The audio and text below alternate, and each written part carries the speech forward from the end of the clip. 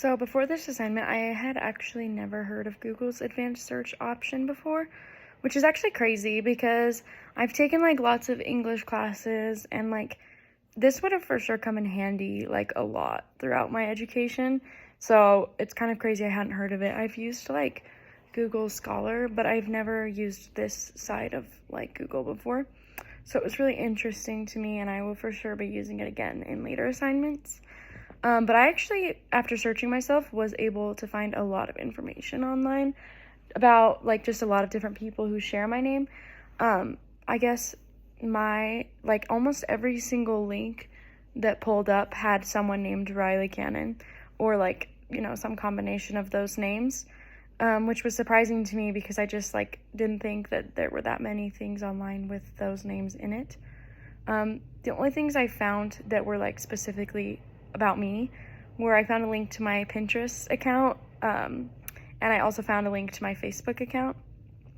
But as I scrolled like further through the links, they became less specific, and by the time I got to the second page, I was down to like Riley Cannons, but the Rileys were not spelled the way I spelled it, and they were spelled Riley. So I think there's in general not a lot of people who spell the name the same way as I do. But it was pretty surprising to me that there was like as many people on the whole entire first page who had that spelling, or I mean as many links that had the names spelled like that on it. I wasn't surprised that my like specific Pinterest and Facebook accounts came up because they are public and like you can access them by like going to Pinterest and then searching my name, or going to Facebook and searching my name.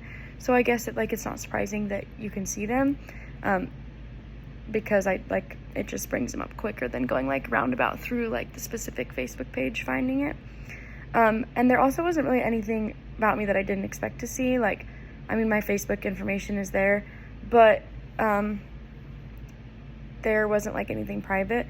I do think the information that I was identified could for sure lead to like additional information in searches.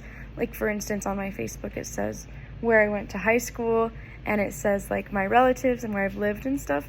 So I think anyone could search any of these things and find out more about me. So I'd be curious to see what comes up when you search those things further, and would be interested to look into that. I also didn't see anything specific or private, like there wasn't my address or like, things like that. But I would be curious to search like my name with the keywords like address and stuff to find out if any of that private information is out there. Because like if it is, then I don't want people knowing my address.